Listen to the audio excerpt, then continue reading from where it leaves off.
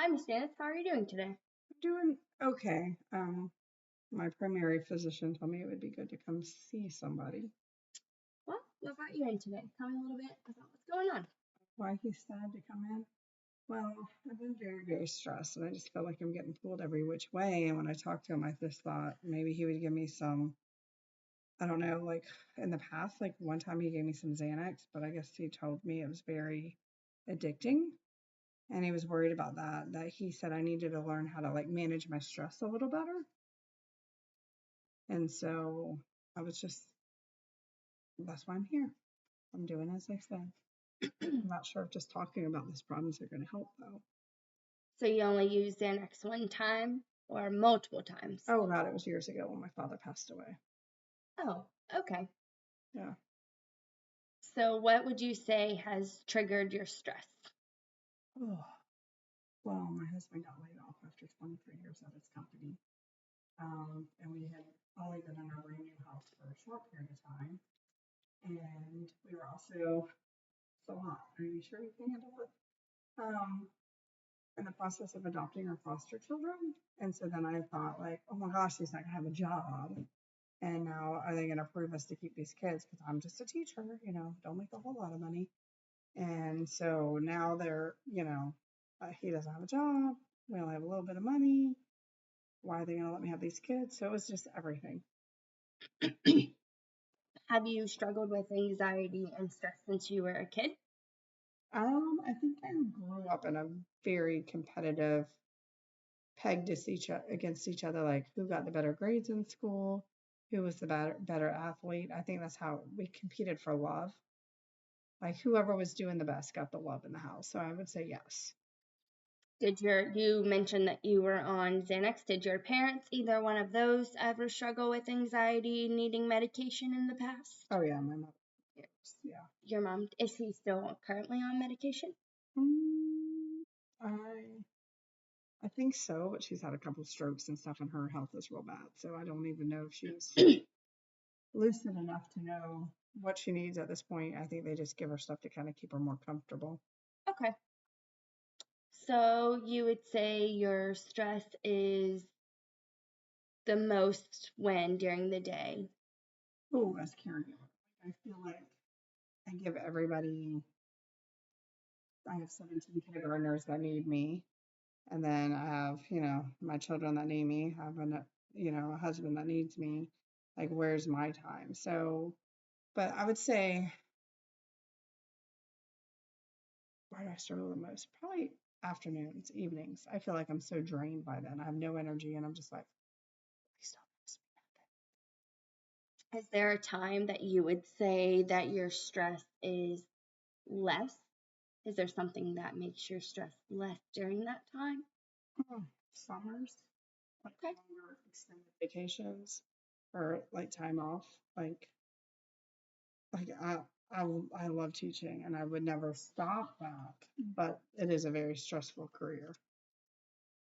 And so I think that adds to it. And then, I'm more snappy at the end of the day. And I just don't feel like I give my kids my best when I'm like that. Or my husband. Like, I'm just like, with him too. So you don't talk, have you tried talking to him about what makes you so stressed? Yeah, he's reassured me like he got a huge, like, severance package. That money's not a problem. Um, and, he's around more to help. So that's been a, thing. But I know that he's going to go back to work, and then it's just going to be, more on me. Because I appreciate like him doing the dishes and dinners ready when we get home and those kind of things. But on the aspect of I know it's a temporary fix. Speaking of some temporary fixes, are there some things that you tried in the past that you would say didn't work to lower your stress and anxiety? Ooh. So my husband will say I'm definitely a stress shopper, like retail therapy. Like I like to shop like when I'm really stressed. And also social media. Like I could spend hours on social media zoning out. Like what I call real life, and then I snap out of it, and then everything's even piled up more. Oh, that the kids' lunches aren't ready, or their clothes are not ready for the next day, or your lesson plans ain't done, or you have 4 parent emails to answer, and so sometimes I don't feel like I use my time wisely with the social media, and that causes more stress and anxiety. Would you say that your stress is consistent around everyone, like including friends and other family members, or just would you say like your husband and your kids? I'm going to say like my core teacher group understands like the daily stress of teaching. But I also have a core like mom group too that understands the stress of getting 2 kids to soccer or 1 to gymnastics and 1 here. So I don't know. Those are helpful. So the stress comes in waves depending. Yeah. Sometimes it's higher in some areas and lower around certain people. Yeah, I would definitely say that. If you had to describe when your stress was at an ultimate high, like very high. I'm going to say when I'm like sleep deprived and had a very, very long week at school. Like Friday, I would have described it as high because we had this couple extra days off and it was the first time we've done a Monday through Friday. So by Friday, I was just like driving. So your stress definitely affects your sleep. Yes, and then which then affects your mood, and you have explained that you become short-tempered with the people around you. Yeah. If you were to go to sleep and wake up and your stress was just gone, but nobody told you that your stress was gone, how would you describe what your day would look like if you had no more stress, no more anxiety, but nobody told you that? Well, that's difficult. I had no more stress. I think it would feel more like summer, like a summer feeling or a vacation feeling, like on the beach, relaxing, knowing I'm not cooking dinner, like we're going out to eat. Don't have to worry about cleaning the house because it's a hotel and they're going to clean it and make the bed. So for me, it would just look like I'd feel like a vacation. So vacation less tempered, you would say, maybe? Oh, yeah. Because you're not making those 1,000 decisions a day. So that's a big thing, is making tons of decisions. Yeah, I think teaching all day long, you got 17 people you're responsible for, and you're making these micro decisions all day long. Is this the best? This, what? Why do you have this one here? And why are you working on this skill? And like everything's a decision. And so by the time you've made 5,000 decisions in a day, you're just like, Have you tried communicating with your husband about your increase in stress? Does he know about it? yeah. His thing will be like, well, maybe you need to find a different career, but I really do love what I do. And I understand it's hard and stressful, but yeah, like, and he'll tell me I wouldn't be happy doing anything else either. He knows that that's my passion, but he doesn't know where to go because he really takes on a bunch of credits. And he expects him to be reading by, in 10 months. So. And how many children do you have that you're fostering? 2 right now. 2. Okay, that can be a lot. A boy and a girl, yeah. And when you first take in foster kids, they have therapy. You have to meet with a guardian ad litem, and that time's very stressful. But where we're at now, we're meeting with like the adoption people, and we went through the trial for termination of rights. And so like I feel like there's ups and downs in that too, like where you might be in a stressful part of the process, or you thinking reunification is going to happen and it doesn't, and then you have to let down these kids, and then then you're back up on it. It's up and down.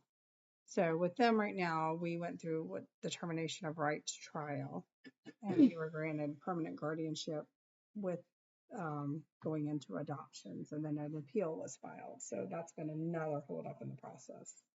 So it's stressful watching the kids have to continue in this almost 5 years in the foster care system. So that stresses me because I can't protect them from that either. What would be some symptoms of your stress? What would you describe? Definitely tension, headaches. I'm super stressed. Sometimes I may eat, like I could bake just chocolate chip cookies and I could eat them all. Stress eater. Something else would be, another symptom of my stress. Just really the snappiness, like the brain fog. Like, and I don't know if that's all from lack of sleep or I'm not sure. Like it's just, it feels heavy. I don't know, that's probably like weird adjectives to describe it, but I'm just like words hard to push through sometimes. So I'm going to give you one short task to work on before we meet again next week. So that way we don't increase your anxiety anymore. So I would say to lower your anxiety to maybe thinking or some tasks that you can do to lower them. So maybe including the kids on maybe going on like a walk. Because you saw that on my form that I used to love my gym. Right. Yeah, like, and that's just something that with them in sports. Some you time and them time, together time. Or maybe they can release some of that steam from school and you can release some of the steam from school and home life and kind of do something together. And you were mentioning how on social media too much increases your stress, maybe setting a timer so that way you're getting some of that you time of for a short time where it's not too much, or then it's putting an impairment into your schedule of getting lunches ready and so on and so forth. And I would say delegating some tasks, talking to your husband when you are having a stressful day of what maybe he is doing or the kids are doing that's stressing you out in that moment versus getting so short-tempered or saying, hey, I need 5 minutes. This and that and the third is increasing my stress. I think that will...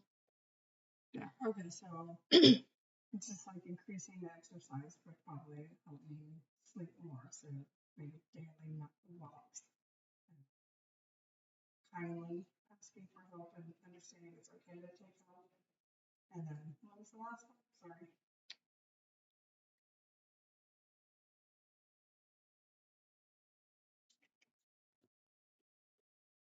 And 15 minutes increments the of the social media. I'm sorry. You both blanked on that one. Social media. Okay, yeah. Lower my Limiting your time on social media. So you're still getting some time for yourself. That's what you said you wanted, was a little bit of time for yourself, but not too much time for yourself. Gotcha. Okay. That sounds like a good game. Do you have any questions? No, I think I definitely can. I don't know if I'll be able to take all of those on this week, but I'll definitely like work on them. Good. Yeah. Just do one thing at a time. And if that is all causing you too much stress of doing each one, maybe just pick one to do this week. Okay. If it's too much. And then if you do one and you think, oh, I did that, that's helping, maybe try another one. Alrighty. Well, it was very nice meeting you, and I will see you next week. Perfect.